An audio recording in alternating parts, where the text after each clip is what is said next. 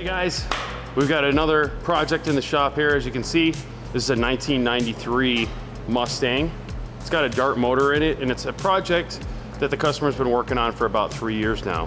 They brought it into us because it's at the point where it needs custom exhaust, and they've got a set of shorty BBK headers that they want us to install. But before we do that, they've decided to go ahead and change the flanges from this 2-bolt style over to a V-band.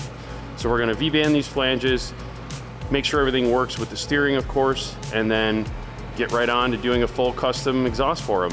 He wants to make sure that it's 3 inches all the way to the rear, stock looking tips. We've done that before. It can be a little bit of a challenge when working with a gas tank and a bigger tire in the rear, but we've done it before, so we'll be able to do it again. And it will include, of course, an X-pipe, which most of our full exhaust systems that are dual exhaust always receive. So here we go.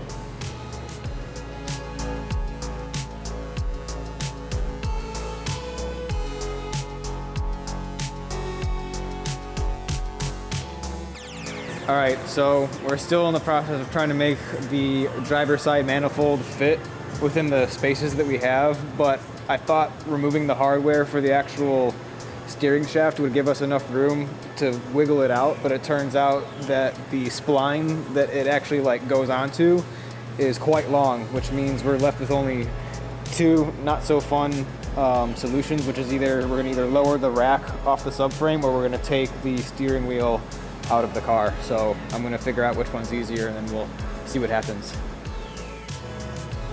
So right now I'm squeezed under the car here just with a marker trying to get a good reference line. I'm putting a line on the bottom of the steering shaft along the splines of the steering rack so that I know how this lines up later on when we're putting it back together so that the alignment's not off.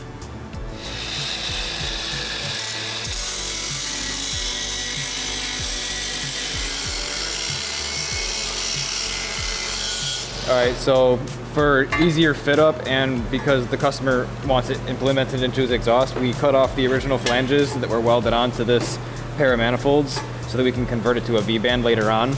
But for now, like I said, it's for fit up purposes so we can get past the firewall more easily without damaging anything. So, as you know, we're trying to install the manifolds that were provided by the customer on this project, and it's got an aftermarket K member from BMR, which changes things along with the motor mounts, which are aftermarket on this car.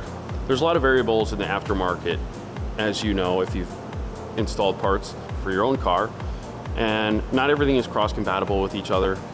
So if they say that this particular manifold fits this body car with this engine, that doesn't necessarily mean that it's not going to hit the steering shaft when it has an aftermarket K member and aftermarket motor mounts. So there's many ways to mitigate this issue. You can change the steering shaft, you can modify the manifolds, you can rebuild the manifolds. There's a lot of options that we give the customers and recommendations along the way. But what it comes down to is making an educated decision, and in this case, taking the recommendations of the manufacturer of the K member as well as what the customer prefers. What we're doing at this point is lifting the engine up, and we're gonna shim between the K member and the motor mounts to bring up the engine just ever so slightly, which is gonna increase our clearance on that manifold.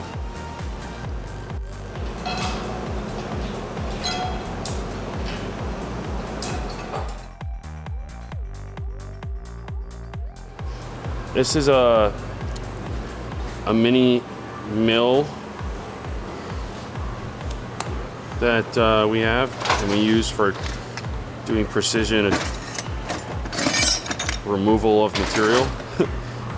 So because of the situation we're running into with the Mustang and trying to make clearance on the steering shaft without, having to modify too much on the manifold and sacrifice flow, we've already shimmed the motor in order to create 1/4 of an inch we made a 1/4 inch shims for the motor and the motor mounts to bring the motor slightly up. And this is the direction that the customer has agreed they wanted to go. So right now we can see the markings on the steering shaft, and the steering shaft is telescoping. So you've got your female outer section, and then you've got this inner male section here, which has a slightly smaller diameter. And realistically, making this a solid, proper length steering shaft instead of telescoping is another option that we gave the customer, but they want to stick with this telescoping design, and so we're going to try and make it work by just simply giving it a little bit of clearance, and that should be just enough without disrupting it, you know, and its structural integrity to get us the clearance that we need. With it being a double D design, you've got 2 flat spots, which are the narrower areas, which is what I'm holding it in the vise with. And we're just gonna slightly trim the outer D section. So that's what we're doing.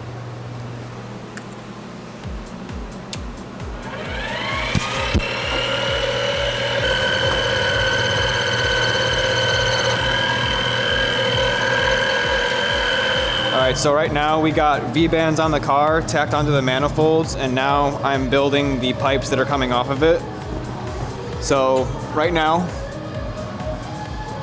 as you can see, we have the V-bands tacked on, and now we're working our way down past the bell housing, making sure we clear the chassis and the bell housing of the transmission. All right, so we nearly have both sides at the same point. I've tacked together the passenger side that comes off the manifold, and now it lines up nicely with the mocked up straight that we have on the jack. So now I can tack the rest of this up, get both these sides fully welded, and then what we're gonna do is we're gonna implement these flexes right after the trans brace so that the exhaust has some ability to move and shift around while the car is driving. And then I'll probably V-band it right after this so that the customer has the ability to drop this section out and service his transmission, because that was a concern of his. So we're gonna make sure that's a nice, easy way to access everything for him. So now at the same exact point, we have them welded up, and now I have these flexes just kind of mocked up right now. And the next goal is to take this X pipe that I've tacked up, and it's gonna sit about here. Again, the goal is to keep everything high and tight. So we're gonna keep this thing as close to the drive shaft as possible without interfering with it. And so I'm going to V-band these front pipes right after the flex so that they're still nice and serviceable and they can be dropped to service the transmission. So with a couple bends, we should be able to work our way past the V-bands and into this X pipe, and then we'll be set for a clear path towards the back of the car.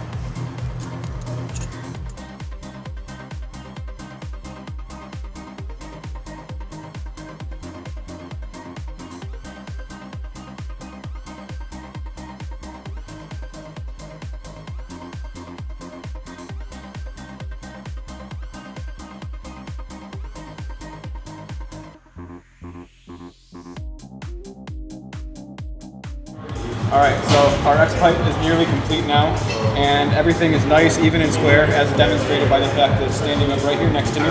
So all I have left is to weld this vinyl seam that's getting the passenger muffler on, and then I'm going to V-band it immediately afterwards. That way this piece isn't too awkward to carry around, and then we're going to be moving on to the rear section and coming up with some tips for the customer. All right, so here we are, V-banded at the end of our mufflers, and now it's time to get ready to go up and over the axle here.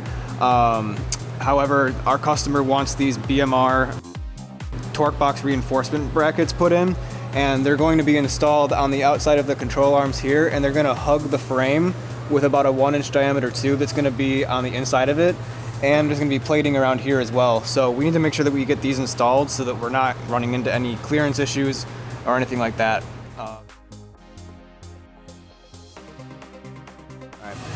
All right, so it's the next and I would say final day for the exhaust.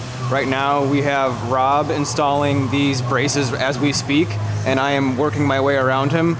We already finished one side of a rear section. Here's his exhaust tip. We got a hanger welded in place and everything. And now we're on to our last side, the driver's side.